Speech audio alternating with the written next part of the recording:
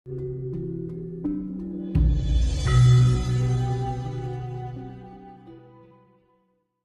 tidak percaya kalau Jaya Negara dulu itu lemah, enggak. Jaya Negara itu orang kuat yang sudah dikader memang oleh Raden Wijaya. Raden Wijaya tidak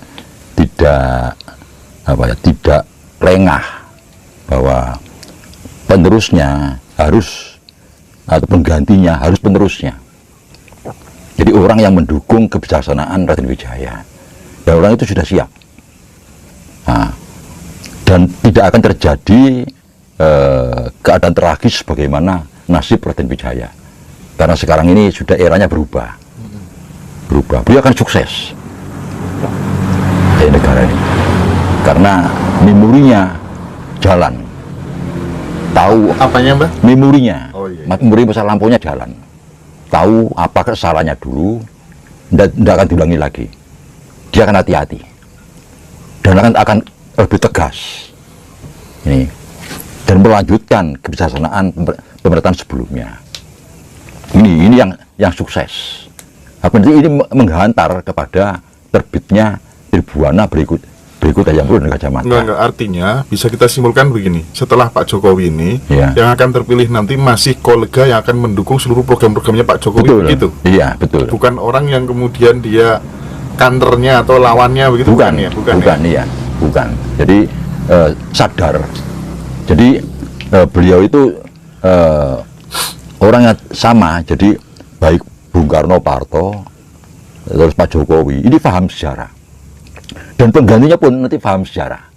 Sehingga paham apa dulu kekurangannya, kelemahannya akan tertutup. Justru menjadi sadar apa yang harus dilakukan. Nah, ini bagi lawan berbahaya. Tapi lawan itu ada dua kan ya. Satu, ancaman dari luar, kedua, rorongan dari dalam. Habis ini nanti. Jadi ancaman dari luar, rorongan dari dalam ini akan dihadapi Jaya Negara ini. Itu dan sukses. Tapi ini yang justru akan lebih memperjelas kita akan masuk ke abad kebesaran. Jadi yang disebut dengan kejadian besar, ini kembalinya ke jati diri itu. Jadi baik Raden Wijaya maupun Jaya Negara ini, Dirbuana dan Hayam Wuruk ini justru kekuatan kembali jati diri itu sangat kuat. Ini jadi ini yang saya prediksi dari Sikres teori. Kita tidak khawatir karena apa? Karena alam sudah Sikresnya ke situ. Sikresnya. Nah, sekarang gini lagi ya, yang menarik lagi ya, wayang kulit ya, yang khas Jawa. Ini yang digubah atau ditulis oleh sastrawan ya, pujangga, filsuf kita pada zaman Mojopahit itu selalu dikaitkan dengan figur yang ada. Figur yang ada saat itu. Misalnya ada Arjuna Wiwaha. Nah, ya. Namanya itu kekawin ya. Arjuna Wiwaha. Ini figur dari Erlangga. Jadi Arjuna kawin itu Erlangga sendiri. Gitu ya. Selalu begitu. Jadi semua raja-raja Mojopahit itu dianggap sama dengan Raja Amerta. Belakangan kalah, akhirnya menang. Jadi lawan Mojopahit dianggap Ngastina atau atau Sabrang, negara Sabrang. Ini wayang. Dan pada masa-masa kejayaan atau menjelang kejayaan, memang sepertinya alam kita ini mempersiapkan.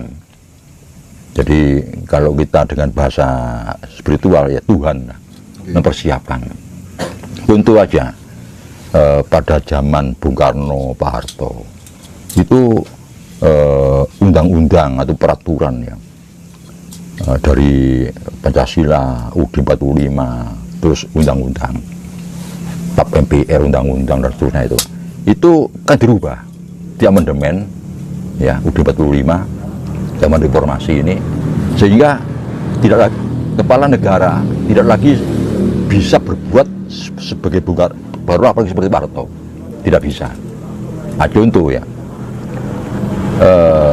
menghujat presiden itu kalau nggak salah saya ini tebak ya, semacam delik aduan. Jadi kalau presiden tidak melapor ya nggak jadi perkara.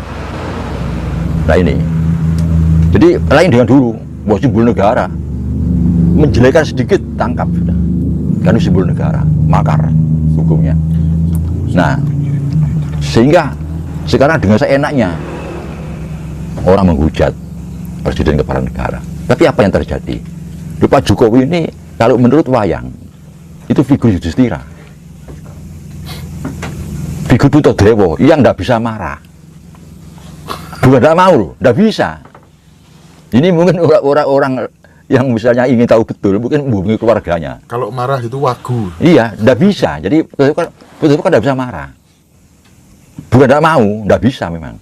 Ditempatkan orang seperti itu oleh alam, oleh Tuhan. Sehingga percuma, diloknya percuma kan. Gak bisa muring-muring kali. Ini dipancing semua kan tidak bisa. Bukan tidak mau, tidak bisa. Ya muring-muring kan gitu. Marahnya malah kesannya nggak pantas gitu. Tidak pantas, iya.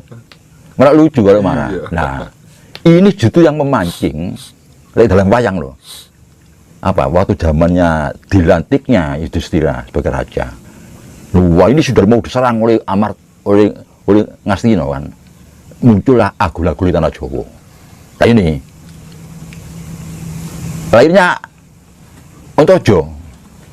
Okay. Ini Agul-Agul di tanah Jawa. Tidak terima ini. Nah, Agul di tanah Jawa ini akhirnya Ontojo diikuti oleh adik-adiknya, Gatotkaca dan Antasena. Diikuti juga oleh Anoman.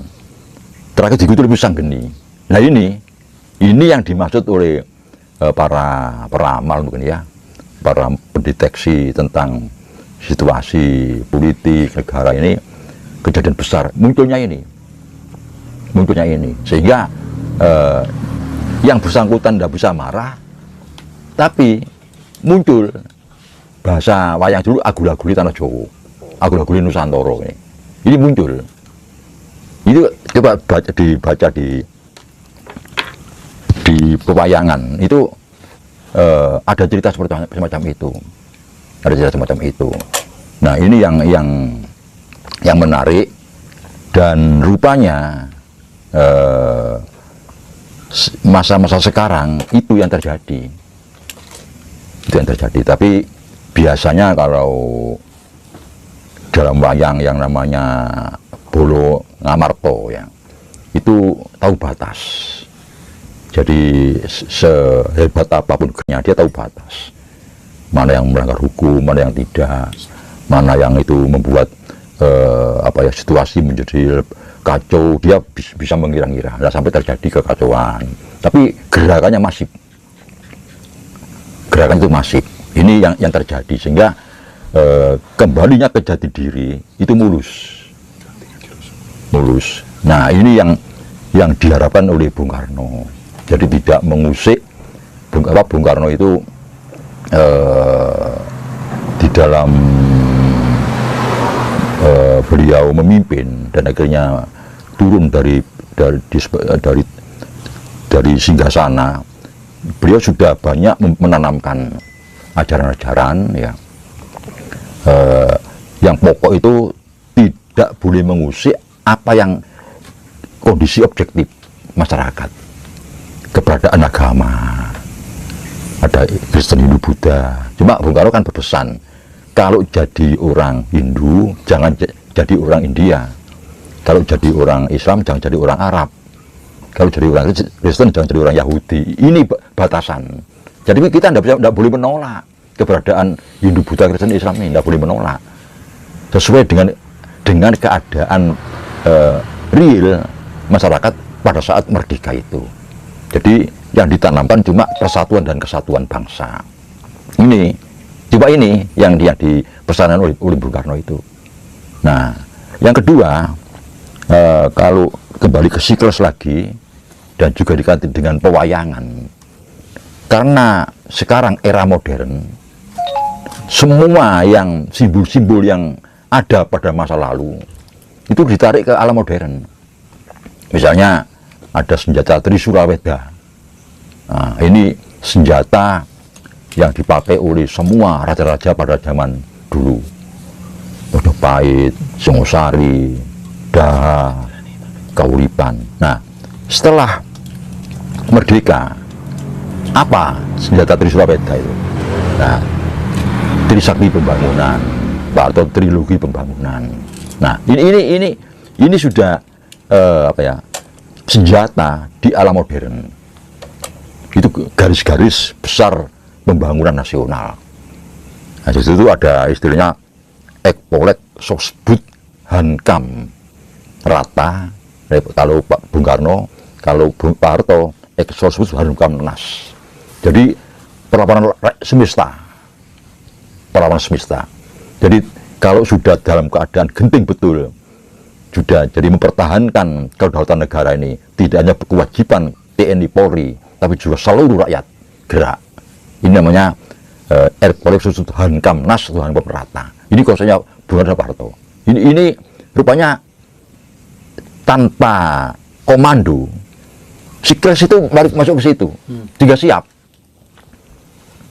Artinya siap menghadapi ancaman dari luar dan dorongan dari dalam. Nah, ini untuk mempercepat suksesnya pembangunan. Ini yang dikatakan tadi akan terjadi sesuatu yang besar. Ini yang besar. Dengan tanda-tanda Semeru tadi meletus. Nah, kalau dulu diikuti dengan lahirnya diangkat jabatan sebagai Mapati dan lahirnya Hayam Wuruk. Nah, itu Sikresnya di situ. Jadi memang mempelajari Sikres ini rumit, harus jeli. Yeah. Figur orangnya atau subjeknya dan situasi politiknya. Makanya Bung Karno kan untuk menyederhanakan ada dua ini, sosio-nasionalisme dan sosio-demokrasi. Ini situasinya. Situasi yang di masyarakat, dalam hidup bermasyarakat, berbangsa dan bernegara, tidak lebih dari ini. Sosio-nasionalisme dan sosio-demokrasi. Ini yang mewarnai. Nah, gini, Mbak Gatot, saya sedikit merespon ya. Iya. Jadi kalau tadi kan Mbak Gatot mengatakan bahwa 2019 menjadi tahun yang paling pas ya, 500 tahun Sabda Pahlawan kembali ditandai dengan periode keduanya Pak Jokowi. Nah, barangkali banyak spekulasi yang berkembang ketika kemudian seseorang itu diingatkan untuk kembali ke jati diri oleh sesama manusia itu agak susah. Maka yang kalau kemudian yang mengingatkan adalah alam, itu menjadi lebih mudah dan lebih mengena begitu. Nah, muncul spekulasi bahwa 2025 itu nanti akan terjadi sesuatu yang sangat mengerikan, bahkan lebih mengeri dibanding dengan tsunami, gunung meletus dan lain sebagainya dan seterusnya. Nah, apakah kemudian berdasarkan teori siklus itu memang benar-benar akan terjadi di tahun tersebut? Tidak mengerikan. Tidak mengerikan. Kenapa? Ini siklus tidak mengerikan. Karena apa? Ini pengulangan sejarah. Dan kita sudah pernah mengalami. Tapi itu bencana alam apa enggak? Nah, ini andai kata bencana alam pun, ini gampang dideteksi nantinya. Jadi bukan mengerikan? Bukan. Kenapa kalau disebut besar betul, kembali ke jati diri itu besar, sesuatu yang besar. Itu bentuk kesadaran. Jadi kembali jati diri bentuk kesadaran, bukan paksaan loh, sadar. Karena memorinya di sini balik tanpa mengganggu kondisi objektif tentang spiritual. Ada agama, ada kepercayaan. Ini semua itu akan terawat dengan baik, akan harmonis. Ini, jadi itu besarnya di situ. Besarnya di situ. Karena ini juga mengacu kepada akan jadi mercusuar dunia. Ini apa? Kalau ini kacau kan tambah jauh dari mercusuar dunia. Ya. Tambah jauh. Jadi artinya Mbak Gatot meyakini bahwa Jakarta tenggelam, korban di mana-mana berjatuhan, ya kan, air laut ya di seluruh pulau dan lain itu tidak akan terjadi. Tidak terjadi. Tidak yakin ini? Yakin. Itu gerakan manusia yang hebat itu.